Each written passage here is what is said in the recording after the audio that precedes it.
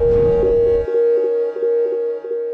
know, I saw a lot of comments last week in my episode review for Kimetsu no Yaiba, and the comments said something that kind of fits so well Muzan.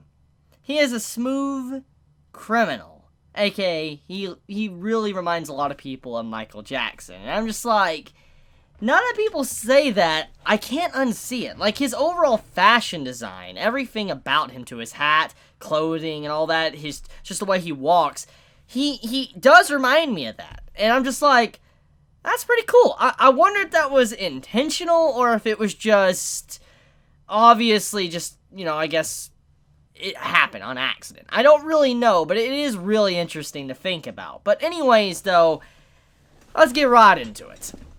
Muzan, as a character, fascinates me. And once again, this episode leaves his character as a mystery. We don't really know everything about him, which I doubt we'll find out everything about him for a very long time. I doubt that the manga has really even dived into his character backstory. Regardless if it has or hasn't, the point is that this episode really goes to show that Muzan isn't as vicious as we believe. Like, he is vicious, but he isn't, like, always default evil. There is so much more to his character, a complex character, that we don't really know. And so I kind of want to dive into that. As we know from the last episode, he was someone that had a family, which was human, obviously, and it just makes you start thinking about, he's intermingling with humans. Does this mean he can have a child with a human? Do they know he's a demon? Are they demons? Is power going on? Is it fake brainwashing? There's a lot of questions. And you see a vicious side where he's able to just instantly scratch someone and turn them into a demon, which basically shows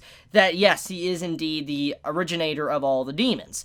But it doesn't just stop there. The point is that he shows multiple sides to him. And in this episode, when he's walking through an alleyway by himself, you see this drunk that's just around. He's just, wobbling back and forth, being all happy, obviously not really acting right.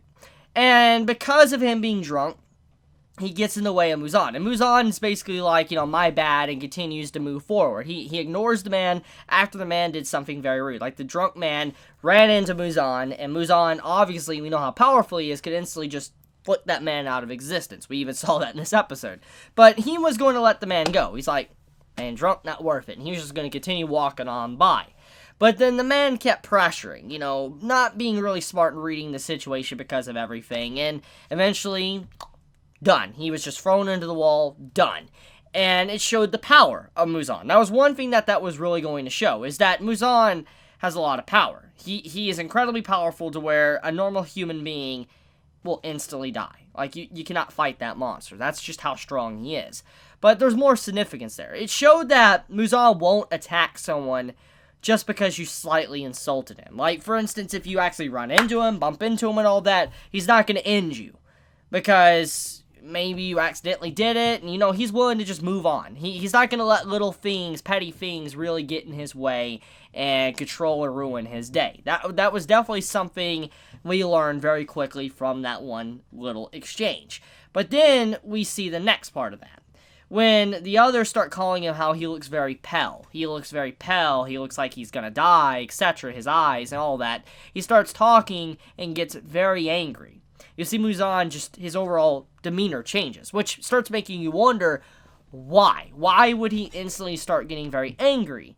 Well, the only thing I could assume is that he's angry that he looks like a demon. That's the only thing that I can come to, the conclusion of. Because for someone to get that angry when someone points out that your face is pale and that you kind of look like death or whatever, to get that way, it shows that the man doesn't really like his image. He's not the biggest fan of his image. He doesn't like the way he looks, which might explain his overall fashion design, to why he's so, has so many good clothing on, why he looks like, a smooth criminal like Michael Jackson, is because he doesn't like the way he looks, and so he really cares about his overall appearance.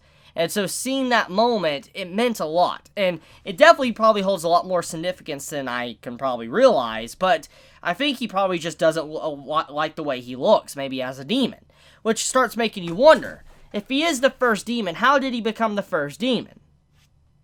That plays hand in hand.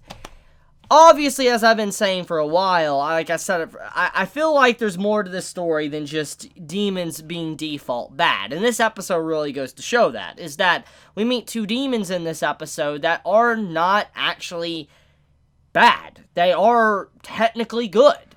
And this goes to show that there is another side to demons that we're unaware of. That they're not automatically horrible people. They're not. They do have their own sides and their own emotions. So I feel like Muzan, depending on how he became a demon, if it was for power, to be immortal, there's a couple of conclusions I could come to. Either A, he is someone that purposely became a demon somehow, and he's lived for so long that he doesn't care anymore about his appearance. He's grown tired of it, grown annoyed by his immortality, basically. He just wants to be able to be normal again. That's a possibility. That definitely does happen. And in some ways, you gotta imagine someone that lives for a very long time, it would make sense if they had those emotions. Because you gotta remember, if you were able to live for a long time, it seems like it'd be incredible. But you gotta imagine, after a few thousand years or so, you're going to probably get bored. You're probably going to get bored with some certain things, and maybe you just won't have a reason. And days will just drag on and be really awful. Which might explain why he has a life with humans, is because he's trying to be normal. Again, or feel like he's normal. So that's one of the things. If it's not that, like he's grown bored or tired of him being immortal, it's that it was forced upon him. Those are the only things I can see. That either the demon, like him being a demon, was forced upon him, or he just has grown tired of being a demon because he wanted power and he just now wants to go back to normal. But obviously it's probably not simple, because if it was so simple to get rid of him, it would have been done by now, because he's just right out in the open. So there's just so many things that could be applied to Muzan, which makes his character very unique. And honestly, when I look at his character, besides just obviously smooth criminal and stuff, he reminds me a lot of Meryl. I don't know if I'm the only one that got that impression, but to kind of refresh you if you don't know who Meryl is, he is like the main villain, or I guess protagonist, of the Chimera Ant arc. And that's from Hunter x Hunter. And seeing his eye design and the way he carried himself throughout this episode, he reminded me a lot of Meryl. And I was kind of blown away by that. I was like, whoa, this guy, oddly enough, reminds me of him. I don't know why, but he does. And it just makes me feel like I said, there's so much more going on with his character than meets the eye. I don't think he's just outright a bad dude. I think because of what has happened to him has probably caused him to be like he is. I don't really know, though. I could be wrong, but I just have that feeling when it comes to the character. So anything else to really get into? I guess let's talk about the two nice demons. So there was two demons introduced in this episode. Not the bad ones at the end, obviously, that have, like, arrows and stuff.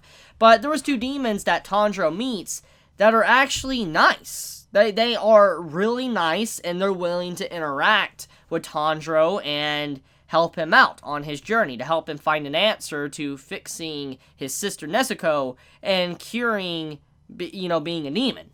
I think it's an incredible moment, once again, to show, like I said, two sides to the story. It's not just, like, demons being awful and killing humans. There's more to it than just that.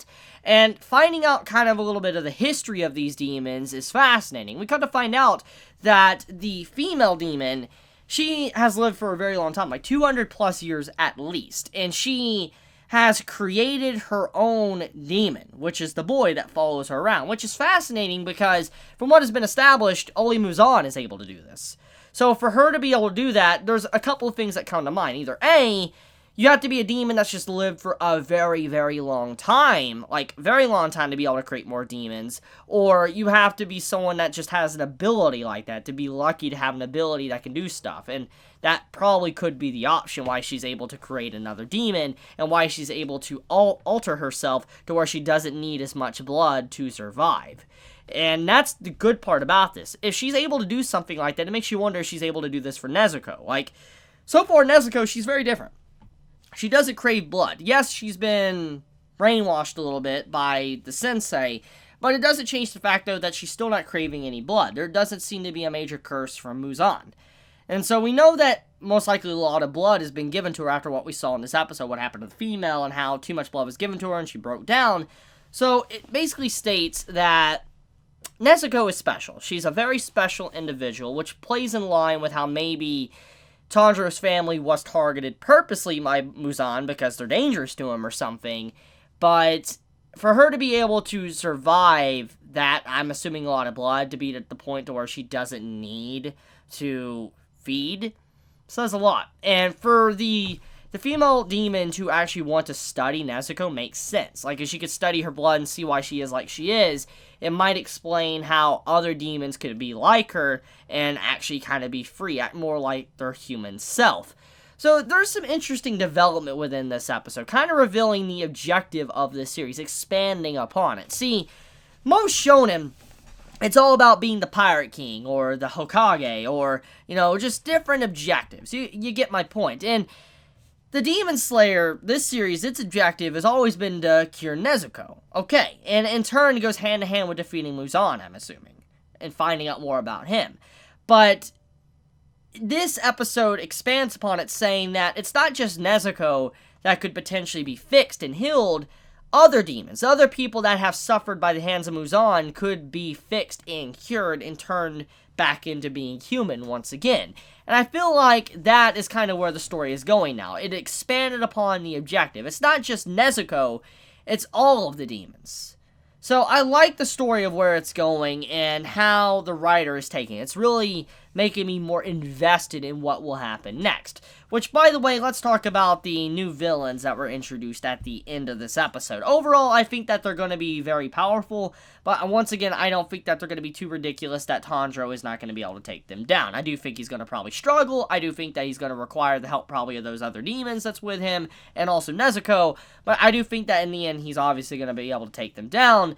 But it is kind of a good thing that they are attacking him at this time, because they are two demons that were given a lot of blood by Muzan, and the female demon wants blood by demons that are very close to Muzan, given a lot of blood. So it kind of falls in line with the objective that he's currently doing to study them, so we'll see how that goes. But I think I'm going to leave it at that. Let me know your thoughts in the comments below if you enjoy my content. If you like my, content, please subscribe. If you like this video, please leave a like. And if you want to get notified for whenever I upload a video, please click the bell icon down below, because for some reason, even if you subscribe, you don't always get notified. And so with that, I love you guys. Chibi out.